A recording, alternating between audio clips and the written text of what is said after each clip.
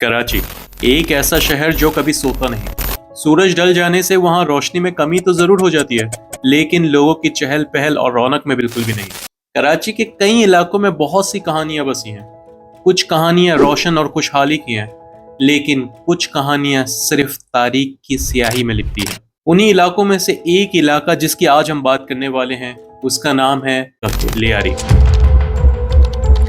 लियारी एक ऐसा इलाका जो फुटबॉल, म्यूजिक, बॉक्सिंग और अपने कल्चर के लिए जानी जाती है। लियारी की गलियों में एक वक्त पुरअमनी और खुशहाली हुआ करती थी। इन्हीं गलियों में से बहुत से ऐसे लोग, ऐसे एथलीट निकले जिन्होंने सिर्फ पाकिस्तान में ही नहीं अपना नाम बनाया, बल्कि इंटरनेशनली अपने नाम के साथ साथ पाकिस्तान का नाम भी रोशन किया। लेकिन बदकिस्मती से इन्हीं गलियों में से कुछ ऐसे नाम भी निकले जिन्होंने लियारी का अमन, खुशहाली छीन ली। जी हाँ, आज हम बात कर रहे हैं जिस इंसान की, उसका नाम है रहमान डकैत बलोच।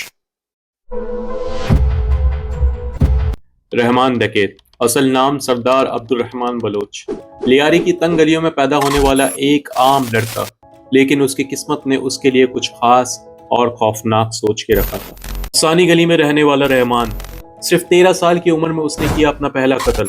पड़ोसी से होने वाली छोटी सी नोक-झोंक पर उसने उसके सीने पे छुरा उतार दिया, और यहाँ से रहमान के लिए सारे सीधे रास्ते बंद हो गए और उसने जुर्म को ही अपना मजहब बना लिया। लोगों का कहना था ये उसकी फितरत थी, और बहुत से लोगों का ये मानना था कि ये सिर्फ एक बदला था, क्योंकि रहमान के वालिद दादल बलोच लियारी में एक जानी मानी शख्सियत थे जिन्हें बेदर्दी से कत्ल कर दिया गया बाबू नाम के एक डकैत। उस दिन के बाद से रहमान के लिए जिंदगी एक जैसी नहीं थी। उसके अंदर ही अंदर बहुत सी चीजें बदल गई थी, जिसमें से सबसे अहम उसकी शख्सियत, जिसने एक खौफनाक रूप ले लिया था। रहमान के वालिद दादल के मर जाने के बाद लियारी गैंग के पावर स्ट्रक्चर में एक खलल सी मच गई थी। रहमान के दिल में बदले की आग तो थी, लेकिन उस वक्त उससे भी ज्यादा जरूरत उसे एक सहारे की थी। एक ऐसा सहारा जो लियारी में उसका नाम बना सके, एक ऐसा सहारा जो लियारी के लोगों में रहमान का खौफ पैदा कर सके। और वो सहारा उसे मिला हाजी लालू के दरबार में। हाजी लालू सिर्फ एक स्मगलर या बिजनेसमैन ही नहीं, वो लियारी का एक किंग मेकर था, जिसे चाहे उठा ले और जिसे चाहे रास्ते से गायब कर दे। रहमान को बिल्कुल एक ऐसे ही सहारे की जरूरत थी, क्योंकि हाजी लालू की बात लियारी में कानून से भी ज्यादा वजन रखती थी। रहमान को हाजी लालू की सरपरस्ती तो मिली, लेकिन उसके साथ दो ऐसे शख्सियत जुड़ गए जिन्होंने लियारी की तारीख बदल दी। दो ऐसे शख्सियत जो रहमान के ना सिर्फ दोस्त बने, बल्कि पार्टनर इन क्राइम। हर एक अंडरग्राउंड काम, चाहे वो एक्सटॉर्शन हो, किडनैपिंग या बत्ताखोरी, इन तीनों के कोऑर्डिनेशन के बिना नहीं चलता था। उनमें से एक था यासिर अरफात, हाजी लालू का बेटा, और दूसरा था अरशद पप्पू, हाजी लालू का एक करीबी दोस्त। इन तीनों की दोस्ती सिर्फ काम तक ही महदूद नहीं थी, बल्कि इनकी दोस्ती का अंदाजा आप इस बात से लगा सकते हैं कि यासिर अरफात और रहमान दोनों की शादी एक घर में हुई। एक ही टेंट के नीचे ढोल बाजे और दावत के इंतजामात। लियारी के सारे डॉन एक ही जगह इकट्ठे हो रहे थे। इसे लियारी का सबसे बड़ा माफिया अलायंस कहा जा रहा था। वो कहते हैं ना, गहरी दोस्ती अगर दुश्मनी में बदल जाए तो उससे ज्यादा खतरनाक और कुछ भी नहीं होता। और आने वाले वक्तों में कुछ ऐसा ही हुआ।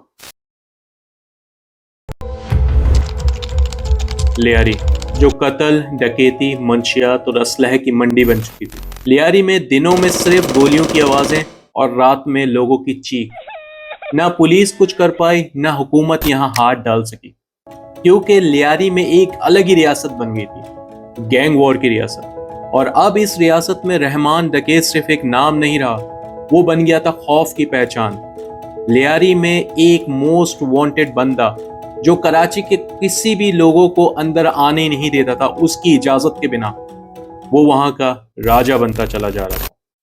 रहमान का मशहूर होना और लोगों के दिलों में उसके लिए खौफ का बढ़ जाना उसके पार्टनर्स को ज्यादा हजम नहीं हो रहा था। यासिर, अरशद, हत्ता के हाजी लालू भी उससे हसद महसूस करने लगे थे, क्योंकि बहुत कम वक्त में उसने लियारी में अपना दहशत फैला दिया था। और ये जलन तब सामने आई जब हिसाब हुआ 1 करोड़ रुपए का।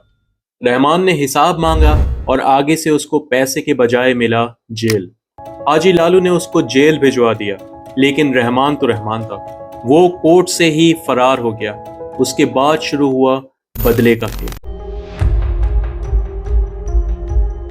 لیاری کے ہر علاقے، ہر گلی کے کارنر پہ ایک رکھوالا جس کے ہاتھ میں ہوتی تھی سیمی آٹومیٹک مشین، وہ گنز جو اس وقت کے پولیس یا رینجرز کے پاس بھی نہیں تھی، جو صرف ٹریگر دبا کر بات کرتے تھے۔ ہر لالا کا تعلق مختلف گینگ سے تھا، کچھ رحمان کی گینگ سے تھے، کچھ ارشد پپو کے۔ چاہے گینگ کوئی بھی ہو، ان کا مقصد صرف ایک ہی تھا، ایریا ہولڈ کو برقرار رکھنا۔ لیاری کے بچے جو ایک وقت فٹ بال، آرٹس، باکسنگ کے لیے انٹرسٹڈ تھے، انفارچونیٹلی ان لالاؤں کو دیکھتے دیکھتے ان کا انسپریشن ماڈل چینج ہونے لگا۔ وہ ان لالا سے بہت انسپائر ہونے لگے، اس لیے لیاری کی یوتھ ایجوکیشن، فنس اور آرٹس کو چھوڑ کر گینگ وار کی طرف جاتے رہے۔ لیاری میں فیضو نام کا ایک بندہ جو ٹرانسپورٹ اڈا چلاتا تھا، وہ رحمان کا فائنینشل سپورٹر تھا، جو کہ اب ارشد پپو کے ٹارگٹ لسٹ میں تھا۔ ارشد پپو نے فیضو کو اغوا کروا کے اس کا بے دردی سے قتل کر دیا، اور اس قتل کے بعد ایک نام نے جنم لیا، جو نام تھا فیضو کے بیٹے کا، سردار عزیر جان بلوچ۔ عزیر کی کہانی بھی رحمان سے ملتی جلتی تھی، کیونکہ دونوں کے باپ کا قتل کر دیا گیا تھا۔ رحمان کے وقت حاجی لالو نے اس کے سر پہ ہاتھ رکھا، بالکل اسی طرح عزیر کے سر پر ہاتھ رکھنے والا تھا رحمان بلوچ۔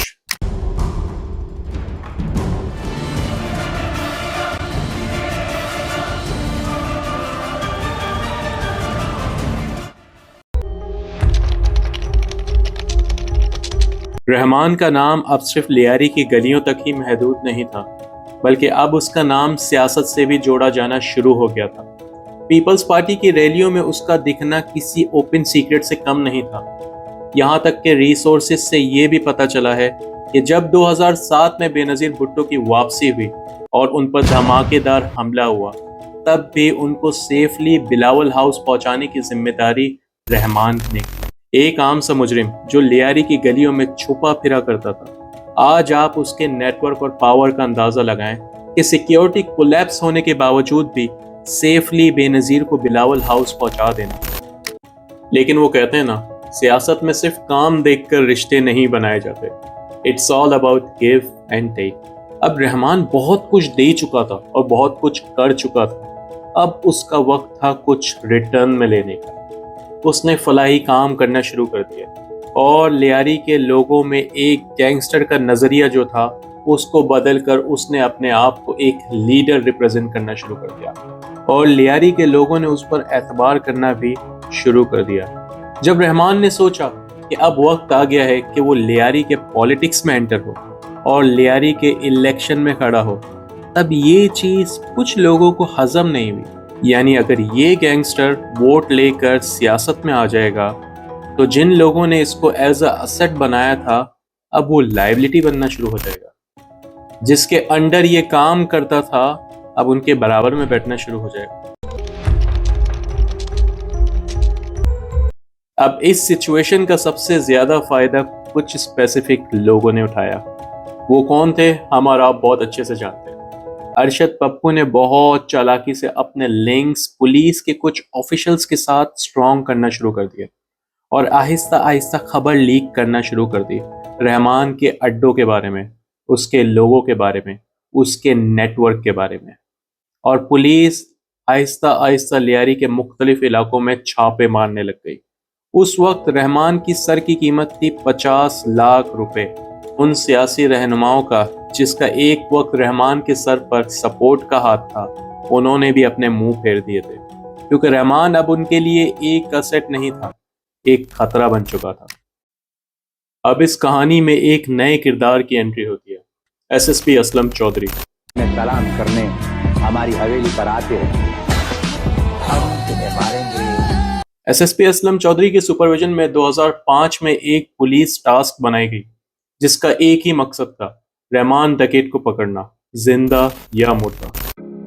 اگلے کچھ مہینوں تک یہ چوہے بلی کا کھیل چلتا رہا۔ رحمان کو اس بات کا اندازہ ہو گیا تھا کہ جس بندے سے اس کا پالا پڑا ہے وہ کسی بھی حال میں ہار نہیں ماننے والا۔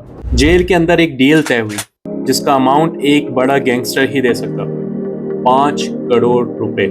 کچھ پولیس کے آفیشلز اس میں شامل تھے جن پر انویسٹیگیشن کی کمیٹی بٹھائی گئی، اور اسی طرح رحمان ایک بار پھر پولیس کی آنکھوں میں دھول جھونکتے ہوئے فرار ہو گیا۔ اب یہ صرف پولیس کی ناکامی نہیں، S S P Aslam Chaudhry کے لیے یہ اب ایک پرسنل بن چکا تھا۔ 9 اگست 2009 رحمان کی زندگی کا ایک آخری دن۔ اطلاعات کے مطابق رحمان اپنے اڈے سے نکل کر کراچی واپس آ رہا تھا۔ کس کے کہنے پر، کس وجہ سے، کوئی نہیں جانتا۔ میڈیا کے مطابق رحمان کا انکاؤنٹر کیا گیا کراچی کے علاقے سٹیل ٹاؤن میں، لیکن کچھ اطلاعات ایسی بھی بتائی جاتی ہیں کہ یہ انکاؤنٹر وندر بلوچستان میں کیا گیا۔ اب سچ کیا ہے کسی کو نہیں پتا۔ کس کے کنیکشن کے تھرو رحمان کو واپس بلایا گیا؟ آخر ایسا کیا ہوا کہ رحمان کو اپنا سیف لوکیشن چھوڑ کر واپس کراچی آنا پڑا؟ آخر ایسا کیا ٹریپ بچھایا S S P Aslam Chaudhry نے کہ رحمان خود چل کر اپنی موت کی طرف آنا شروع ہو گیا؟ رحمان ڈکیٹ تو چلا گیا، لیکن لیاری کی دیواروں میں آج بھی اس کا نام کسی مجرم یا کسی گینگوار کی طرح نہیں، ایک لیڈر کی طرح لکھا جاتا ہے۔ آخری کے وقت میں اس کے کیے گئے کچھ فلاحی کام اور عوام کے دل میں اس کے لیے پیدا ہونے والا ایک ایسا جذبہ جو 9 اگست کو اس کی موت کے ساتھ ہی ختم ہو گیا تھا۔ یہ تھا قصہ گینگز آف لیاری کے ایک پرٹیکولر ممبر، رحمان ڈکیت بلوچ کے۔